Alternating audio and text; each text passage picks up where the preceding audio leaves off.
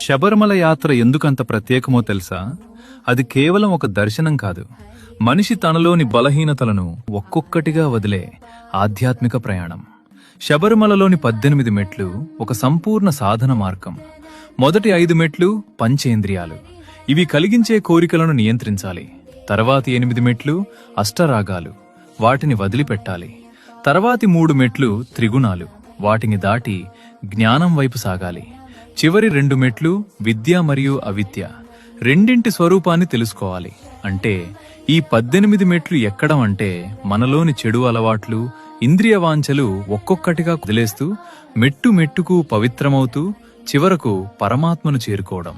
ఇవే కాకుండా ఈ 18 మెట్లకు సంప్రదాయాలలో మరికొన్ని భిన్నమైన వ్యాఖ్యానాలు కూడా ఉన్నాయి. కానీ అంతరార్థం ఒక్కటే, ఆత్మశుద్ధి. అందుకే ఇరుముడి తప్పనిసరి. ఇరుముడి అంటే ఒక సంచి కాదు, ఒక మనిషి తన పుణ్యపాపాల మూటను తలపై మోస్తూ 41 రోజుల కఠిన దీక్షతో ఇంద్రియాలను జయించినప్పుడు మాత్రమే ఆ దివ్యమెట్లు ఎక్కే ఆధ్యాత్మిక సిద్ధత కలుగుతుంది. స్వామియే శరణమయ్యప్ప అని ఎందుకంటారు? అది అహంకారాన్ని వదిలేయటం, నేను అనే భావనను విడిచి అంతా నీవే అని సమర్పణ. ఈ నామస్మరణ మనసును ఒక్క లక్ష్యంపై కేంద్రీకరిస్తుంది, ఒక ధ్యానంలాగా పనిచేస్తుంది. అడవుల మధ్య ఆలయం ఎందుకు? సంప్రదాయం ప్రకారం శ్రీ అయ్యప్ప స్వామి యోగేశ్వర స్వరూపం.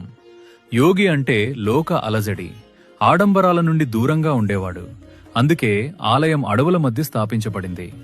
అటవీ మార్గం సులభం కాదు, కష్టపడి నియమంతో శ్రద్ధతో చేరాలి. అది శరీరాన్ని మాత్రమే కాదు, మనసును కూడా సిద్ధం చేస్తుంది. మరొక గంభీరమైన విషయం, అయ్యప్ప స్వామి హరిహర సుతుడు. హరి మహావిష్ణువు, హర పరమశివుడు.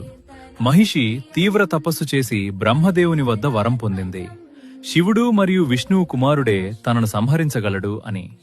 ఆ సమయంలో అమృతాన్ని రక్షించటానికి విష్ణువు ధరించిన మోహిని అవతారం ద్వారా శివుని అనుగ్రహంతో జన్మించిన వారే మణికంఠుడు. శైవ వైష్ణవ సంప్రదాయాల ఏకత్వానికి ప్రతీక అయ్యప్ప.